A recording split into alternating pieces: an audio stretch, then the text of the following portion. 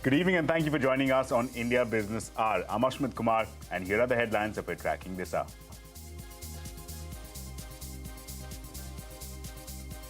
The Wall Street bucks the global trend. Sensex and Nifty gain nearly 1%, outperforming their peers. Financial and metal stocks surge in trade. A strong rally in the US dollar rattles currencies across the globe. Rupee weakens to move closer to the 80 mark. The euro falls to its lowest level against the dollar in 2 decades. Financial markets tumble across Europe and gas prices hit a record high after Russia halts supply, citing the need for additional repairs to the pipeline. A Kremlin spokesperson says gas supply will not resume until the West lifts its sanctions. Crude oil prices rise after OPEC Plus nations agree to a small production cut. Liz Truss is elected as the leader of the Conservative and Unionist Party. Liz Truss pips Rishi Sunak by 20,000 votes to become the leader of the British Conservative Party and the next Prime Minister of United Kingdom. The 47-year-old will be the third woman to lead the country after Margaret Thatcher and Theresa May. Former Tata Sons chairman Cyrus Mistry dies after a car crash in Maharashtra's Palghar. The 54-year-old was returning to Mumbai from a town in Gujarat. The last rites will take place tomorrow. Jharkhand Chief Minister Hemant Soren wins the trust vote in the Assembly as the BJP stages a walkout. Soren initiated the trust vote after accusing the BJP of attempting to bring the government down. The Election Commission is reported to have recommended Soren's disqualification as an MLA for allocating a mining lease to himself. Several parts of Bengaluru are marooned for the second time in a week after heavy rains lashed the city overnight. All residents told to stay indoors except for emergency. More rainfall is expected through the week. Honeywell India is upbeat on growth and expects FY24 to be a golden year. Management is hopeful that semiconductor shortage will ease next year, does not see the need for a merger between unlisted entities, and rules out any possibility of delisting. That's an exclusive. And William Sonoma, the owner of brands like Pottery Barn and West Elm, is bullish on India and the furnishing sector. Stays with us for an exclusive interview. Well, let's start with the day's market action. The Wall Street bucked weak global cues, with both the Sensex and the Nifty gaining nearly 1% in trade. Now, financial stocks and metal stocks led the rally. Anuj Singhal is joining us now with a quick wrap of the day's market action. Anuj. Very strong day for the bulls, and this is not after a gap up. In fact, the market opened absolutely flat, and after that just built on through the day, and the Nifty ended with over 100-point gains. The Bank Nifty once again outperformed as it has done over the last many days, and that index was up close to 1%. The Indian market has been the best performing market globally among the big markets, and this despite a general risk-off sentiment that you're seeing in the global market, where the dollar index has gone up to 110. Still, the Indian market seems to be outperforming. As I said, the large part of this move happened because of move in financials. So that was clearly one space where, again, there was outperformance. So names like ICICI Bank, Kotak, and Axis did well. Metals was the other pocket where we saw some gains. So names like Hindalco, JSW Steel, and Tata Steel did well. The heavyweight pockets, they also outperformed. So names like Reliance, ITC, and Larsen & Toubro as well were also higher. In the futures and options space, there was a bit of a return of laggards. Exide and Amara Raja were the top two gainers, both up between 6 and 8%. Indian Hotels has been on tear, up 5%. PVR was higher in trade. All in all, there's clearly a momentum in Indian market. Well, in the money market, meanwhile, the Indian currency weakened against the dollar, trading just a few points away from the 80 per dollar mark. The US dollar has touched a fresh 20-year high in anticipation of further rate hikes by the Federal Reserve.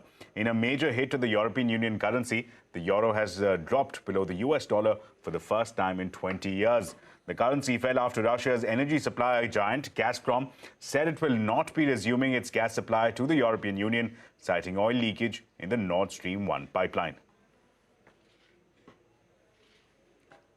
Well, staying with the crude prices, the shutting down of this pipeline pushed gas prices up by a sharp 36% across Europe. Russia's Kremlin said that gas supply will remain shut until sanctions imposed by the Western countries are lifted. However, state-owned gas company Gazprom said that supply has been halted due to a leak in the pipeline. The company earlier had kept the pipeline shut last week for routine maintenance checks. Europe has been accusing Russia of using gas supplies to blackmail European countries because of the Ukraine conflict. CNBC's Steve Segwick joins us now. Steve, take us through what you're picking up and how has the European Union reacted over closure of this all-important gas pipeline? Is there outright shock of what the Russians have done? Absolutely not. I mean, everybody who's game playing this situation, who is looking at the chess game being played between Putin and the West, knew that this was a possibility. But just let me make the point for a historical comparison. There was a Cold War, a vicious Cold War, an arms race between the West and the Soviet Union for many decades. The Russians never turned the taps off for energy coming to the West during that period. So President Putin has done something that the Soviet Union didn't do at the height of various crises over that period, turned off the taps to Europe as well. And is it logical? Well, from his point of view, maybe. Sowing dissension, creating a cost of living crisis, trying to create splits perhaps in the EU response and EU support of Ukraine as well. But crashing the European economy potentially, and let's be brutally honest about it, sending Europe into recession is not an outside scenario given this enormous price of gas. What I've been hearing a very robust response from policymakers. Now, I know from some voters it may well be a different response. I started off by asking Mr. Gentiloni, then Mr. Le Maire, about their reaction to what Russia has done. Let's listen in. Even if the weaponization of energy will continue or will increase in response to our decisions, I think that the European Union is ready to react. Of course, we will have to save energy, we will have to share energy, we have high level of storage, and we are not afraid of Putin's decisions. The key point is to pass through this winter without too many difficulties for European economies and European citizens. That's the key point. In terms of the Western alliance as well, I spoke to Lindsey Graham, absolutely key US Republican senator, very, very close friend and confidant of Donald Trump as well, who may or may not make another run in 2024. He firmly believes that that the Ukraine can win the war, which I think is incredible, given the fact that he believes a lot of weaponry will go towards Ukraine from the West and from the United States especially. But B, he thinks that the Western alliance has been become more coordinated and perhaps reinvigorated by this as well. So if Mr. Putin is trying to split up the West, yes, in the short term he's creating a lot of pain. Over the medium to long term, the policymakers I've been speaking to think he's made a catastrophic and historic mistake. Meanwhile, crude oil prices soared almost 4% after major oil producers agreed to cut production by 1 lakh barrels a day to bolster prices. OPEC has hinted that they will cut output even further if recessionary fears linger. Well, here's the big global story. Liz Truss will be succeeding Boris Johnson as the next Prime Minister of United Kingdom. The 47-year-old defeated party colleague Rishi Sunak by over 20,000 votes in the Tory leadership battle. Truss accounted for 57% of the votes. Liz Truss's ascendancy comes at a time when United Kingdom is witnessing a cost of living crisis, incidents of industrial unrest, and a looming recession. Truss would be the third woman after Margaret Thatcher and Theresa May to head the UK government. Rishi Sunak, 60,399. Liz Truss, 81,326. Therefore, I give notice that Liz Truss is elected as the leader of the Conservative and Unionist Party. We'll come up on stage.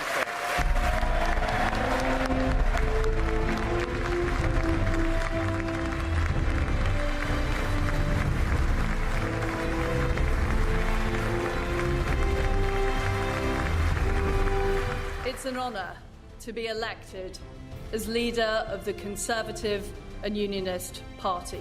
I will deliver a bold plan to cut taxes and grow our economy.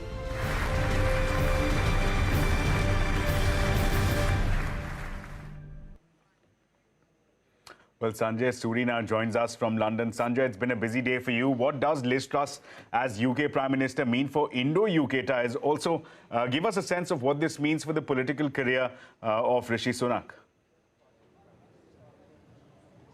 Well, in terms of Indo-UK ties, the big issue coming up is the free trade agreement. And as Trade Secretary earlier, Liz Truss had led the negotiations over that. She initiated it, and she has been very closely involved in the nuts and bolts of that. That process continues, and with Liz Truss now as Prime Minister, it's very likely that she will take a personal interest in seeing that the momentum is maintained and that we have an agreement in place.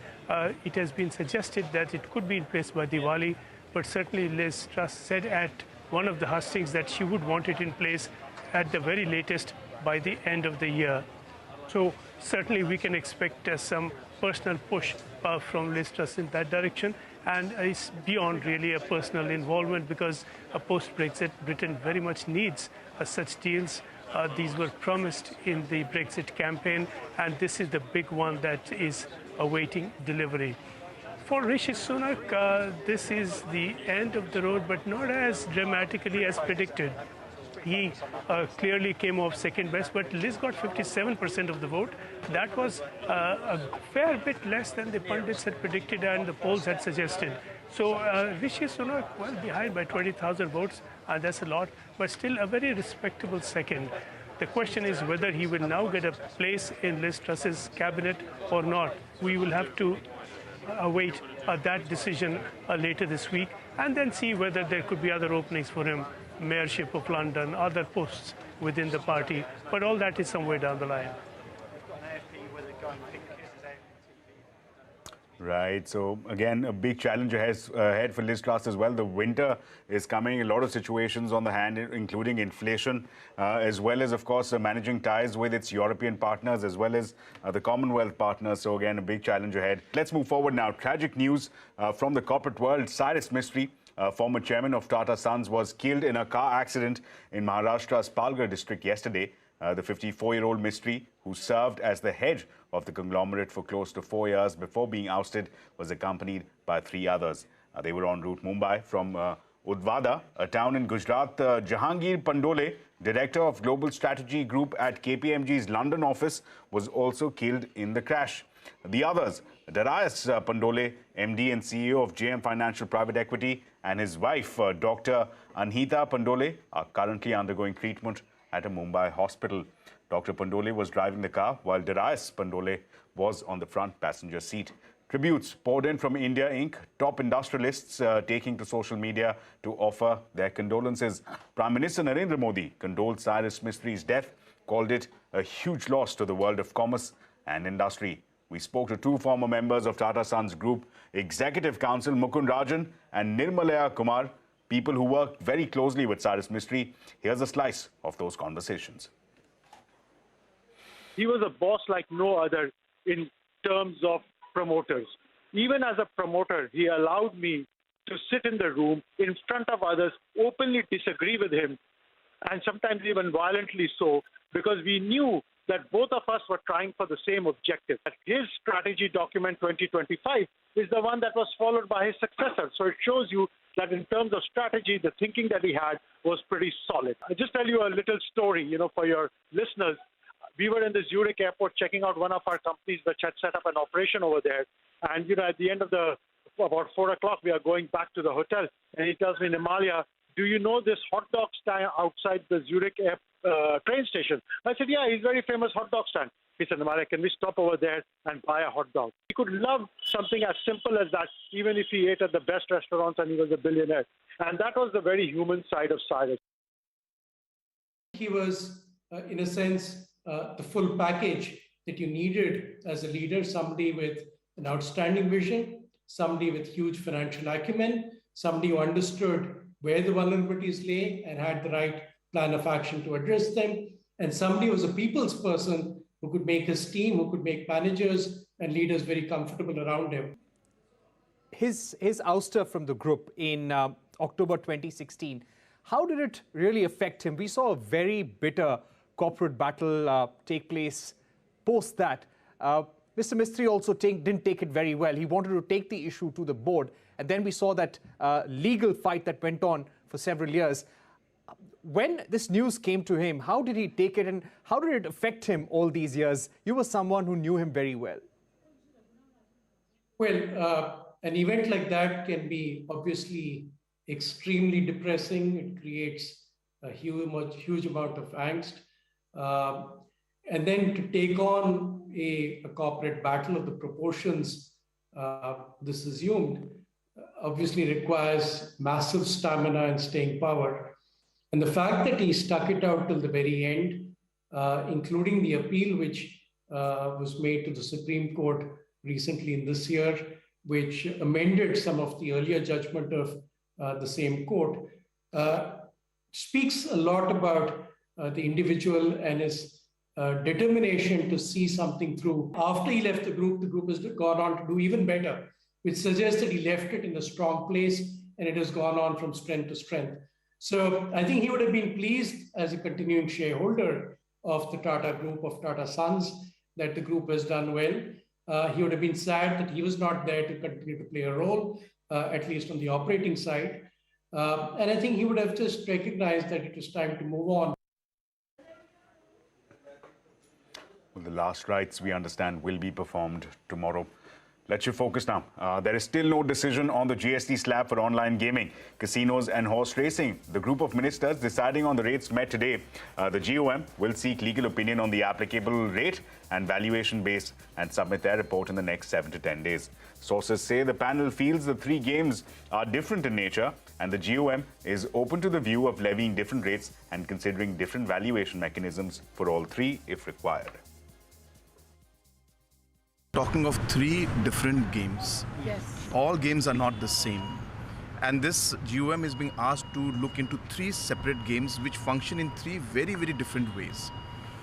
The gross gaming revenue is something that is applicable in, say, a casino, and the methodology on where and how it should be collected are areas which we are looking at. The GOM is going to submit the report to the council. So ultimately, it is a council that's going to take the decision. These are just recommendations, suggestions which will be given. So when is the next GOM meeting likely? We are hopeful that within the next 1 week to 10 days, we should be able to close this. Meanwhile, India's services activity accelerated in August from a 4-month low in July. The S&P Global India Purchasing Managers Index rose to 57.2 in August from 55.5 in the month of July. Any reading above the 50 mark indicates growth as activities in the services sector expanded for the 13th straight month. In a relief for Adani Ports, the Supreme Court said that the company's disqualification from participating in bidding for Visakhapatnam Port cannot be treated as the basis for companies' ineligibility to participate in future tenders. In June, Adani Ports had moved the Bombay High Court, challenging the Board of Trustees of Jawaharlal Nehru Port Authority for disqualifying its bid to upgrade a terminal in Navi Mumbai. The Apex Court had asked Adani Ports to withdraw its petition, which has been agreed upon by the company. In M&A news, multi-speciality hospital Narayana Hridayalaya has expanded its footprint. The hospital chain is set to acquire Bengaluru's Shiva and Shiva Orthopedic Hospital. The deal has been locked at 200 crore rupees.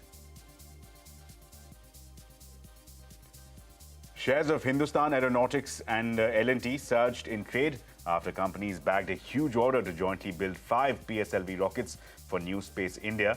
This marks the industry's maiden foray into end-to-end production of PSLVs. The order is worth 860 crore rupees and the consortium aims to deliver the first rocket in less than 2 years. Well, with that, it's time now to slip into a very short break. But coming up next, Honeywell India says it is upbeat on growth and expects FY24 to be a golden year. An exclusive report on the other side. Stay tuned.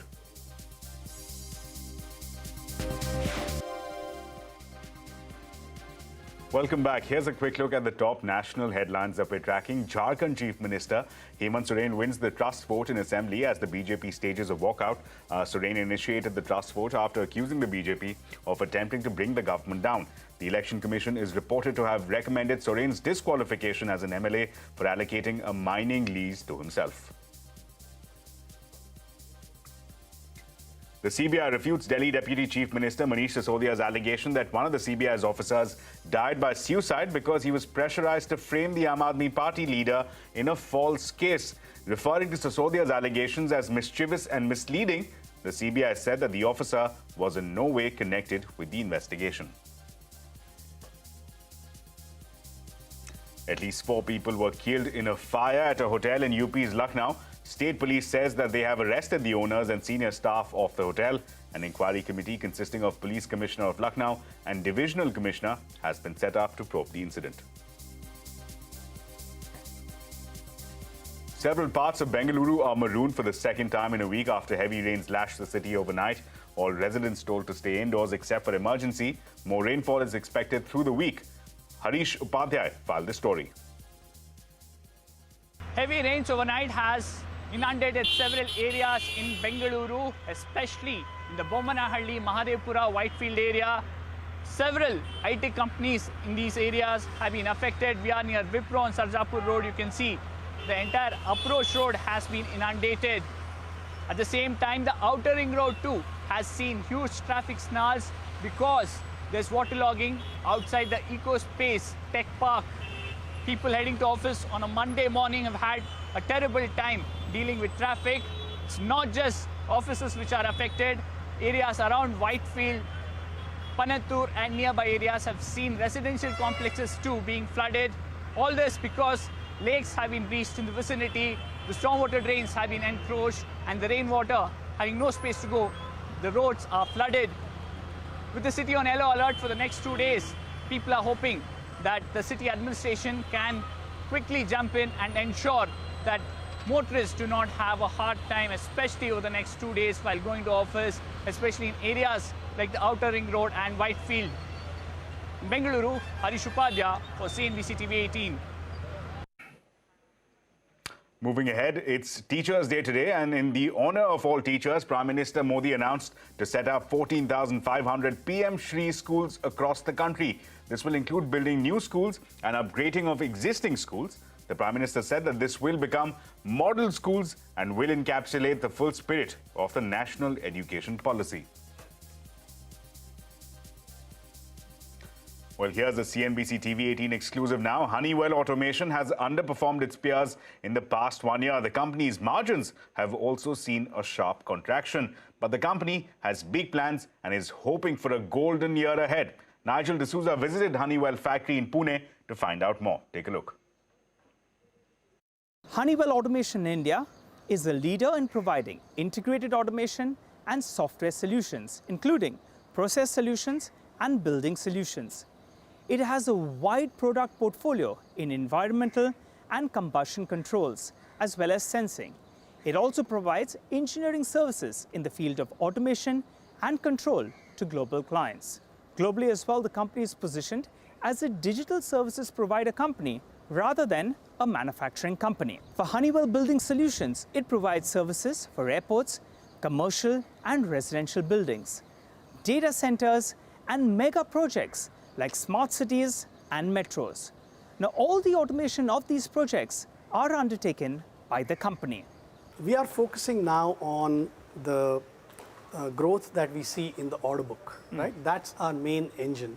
And we have to keep making sure that we get good quality orders that we can turn over a period of time that I mentioned to you, right? So if that keeps happening, then we see that we will get a tailwind on our revenues, and that's what we are all working towards. That's where everybody is working hard. So they'll improve from here? We cannot guarantee optimistic that but we are optimistic about it. Okay. Right? We have to be cautiously optimistic about that growth because of the order books that we have already declared. So that takes care of the revenue part of it. What about the margin part of it? So the second point on margins, Nigel, I believe they will be still under some pressure for a few reasons. Number one, we will have the supply chain related challenges and the inflation that you see around the world. We will continue to look for opportunities to optimize the costs of delivery. FY24, can it be as good as FY19, which was the golden year? Do you think so? That's where the efforts are. We are marching towards that. Only the time will tell. And well, before we wrap, William Sonoma, the owner of brands like Pottery Barn and West Elm, is bullish on India and the furnishing sector. Shireen Bhan spoke to Laura Olber, the global CEO of William Sonoma, on the plans to bolster growth here in India. India has just boomed in terms of its growth. And so it's a perfect time. We are so thrilled to be here. We're about to open Pottery Barn and Pottery Barn Kids. And, there's many great cities that we are going to bring our brands, and we have our websites up. And that's, as I said, that's really complementary. We see that the multi-channel cross-brand shopper is the most valuable because people have many different things in their home. And so we want to be able to have you research online, go to our stores, use our design services, and then, go to the other brands. And that's a really huge opportunity. How big it can be, I don't know, but I think it's going to be a real game changer in the home furnishings industry for India. Well, that's all the time that we have for. It's a wrap on this edition of India Business Hour. Thank you so much for watching. News continues right here on CNBC TV 18.